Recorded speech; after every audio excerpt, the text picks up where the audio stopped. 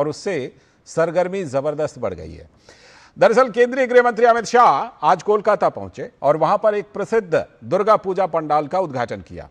कोलकाता के सुप्रसिद्ध संतोष मित्रा स्क्वायर दुर्गा पूजा पंडाल से उन्होंने लोगों को शुभकामनाएं दी। पश्चिम बंगाल और देश भर के लोगों को अमित शाह ने यहां से शुभकामनाएं दी। 9 दिनों तक चलने वाला शक्ति की उपासना का यह पर्व आज पूरी दुनिया में लोकप्रिय है, यह अमित शाह ने वहां पर कहा और कहा कि नवरात्रि और दुर्गा पूजा अब सिर्फ पश्चिम बंगाल और भारत तक ही सीमित नहीं है, बल्कि यह तो अब पूरी दुनिया में है। अमित शाह ने यह बात कही। उन्होंने कहा पश्चिम बंगाल की यह महान परंपरा अब वैश्विक पहचान बन चुकी है। अमित शाह ने मां दुर्गा से पश्चिम बंगाल में एक अच्छी सरकार बनने की प्रार्थना की और कहा कि 2026 के चुनावों के बाद ऐसी सरकार बने जो राज्य को फिर से सोनार बांग्ला बनाए। कोलकाता के इस पंडाल की एक खासियत यह है कि यहां ऑपरेशन सिंदूर की झांकी को दर्शाया गया है, लेकिन विवाद भी हो गया। वो विवाद क्या था? इस बीच कोलकाता में अमित शाह के पोस्टर हटाए जाने को लेकर विवाद हो गया। बीजेपी कार्यकर्ताओं ने गृह मंत्री अमित शाह के काली घाट मंदिर दौरे से पहले पोस्टर लगाए थे, लेकिन अमित शाह के दौरे से कुछ समय पहले वो सारे पोस्टर गायब। उन सभी जगहों पर अमित शाह की जगह पर ममता बनर्जी के पोस्टर लगा दिए गए, ऐसा बीजेपी का कहना है। तो बीजेपी ने टीएमसी कार्यकर्ताओं पर अमित शाह के पोस्टर हटाने के आरोप लगाए, लेकिन प्रसिद्ध दुर्गा पूजा में गृह मंत्री अमित शाह की मौजूदगी से पश्चिम बंगाल बीजेपी में और वहां की राजनीति में जबरदस्त सरगर्मी तेज हो गई है। अगले साल से पहले संगठन को पुख्ता बनाने के लिए अमित शाह कार्यकर्ताओं से सीधा संवाद भी करने वाले हैं। तो इस अवसर पर गृह मंत्री अमित शाह ने मां दुर्गा की पूजा की और प्रार्थना की कि पश्चिम बंगाल में ऐसी सरकार बने जो बंगाल को फिर से सोनार बांग्ला बना सके।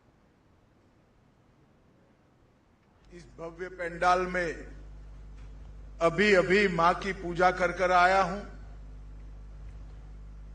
मैंने मां के सामने प्रार्थना की है कि इस चुनाव के बाद बंगाल में एक ऐसी सरकार बने जो सोनार बांग्ला का निर्माण कर पाए। हमारा बंगाल फिर से सुरक्षित, समृद्ध, शांत, सुजलाम सुफलाम बने और यहां पर कवि गुरु के कल्पना के बंगाल का निर्माण हम कर पाए। जवाब दिया टीएमसी के नेता अभिषेक बनर्जी ने। उन्होंने केंद्र पर आरोप लगाया कि राज्य के 2 लाख करोड़ रुपए केंद्र ने रोके हुए हैं और सोनार बांग्ला की बात कर रहे हैं। 2 लाख करोड़ आप किस हक पे और किस आधार पे आप रोक के रखे? आप सोनार बांग्ला बनाने का बात कर रहे हैं, आप पूछे क्यों नहीं? भाई 2 दिन पहले बिहार में सड़क धंस गया, सोनार बिहार बना क्या? आप पूछे? गुजरात में रोज ब्रिज टूट रहे, महाराष्ट्र में पुल टूट रहे, ब्रिज टूट रहे, सोनार महाराष्ट्र बना क्या?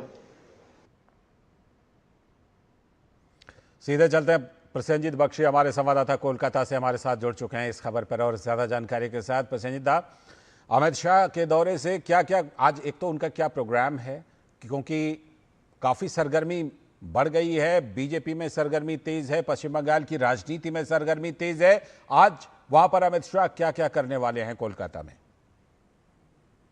सबसे पहले लालचांद, हमारे पूरे दर्शक और आप जो है हमारे ऑफिस में जितने लोग हैं सबको दुर्गा पूजा का बधाई हो। आज चतुर्थी है, चौथा दिन है, आप जानते हैं नवरात्रि का भी चौथा दिन है। आज से ही या कल रात से ही लोग रास्ते पर है, पंडल हॉपिंग के लिए निकल गए हैं, ना जाने कब बारिश हो जाए। आपको भी बहुत बहुत शुभकामनाएं सर।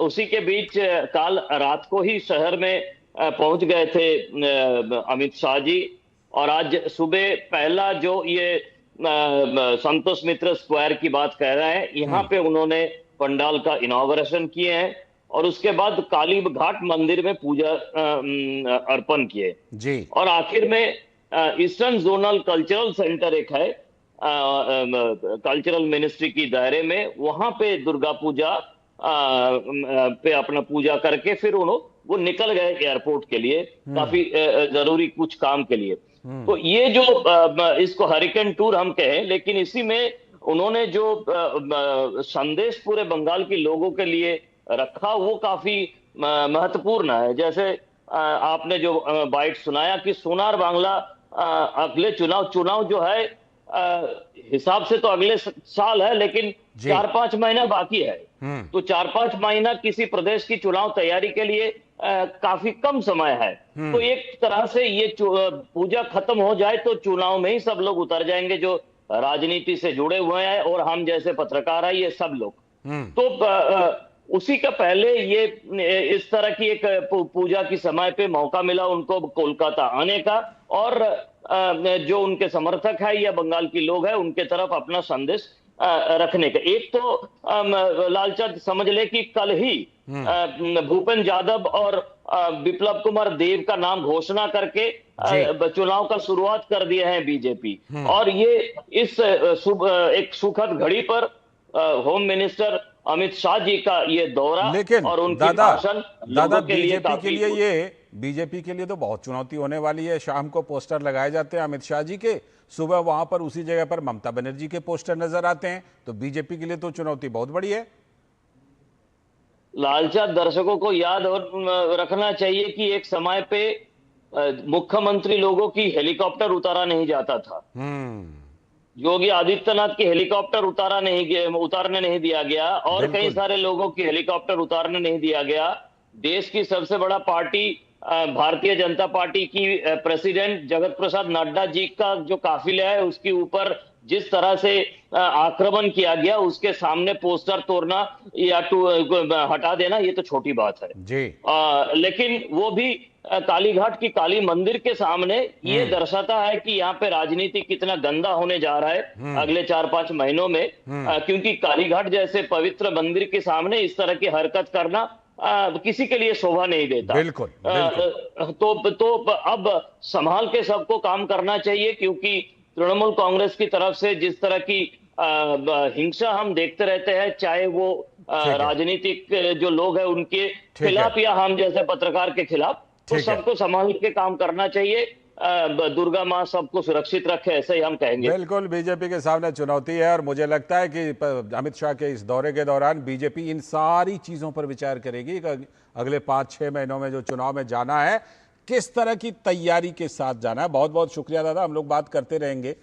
फिलहाल आपका बहुत बहुत शुक्रिया जुड़ने के लिए और विश्लेषण करने के लिए। और इसी के साथ आज के इस वक्त में इतना ही। पूरी टीम को दीजिए अनुमति। नमस्कार।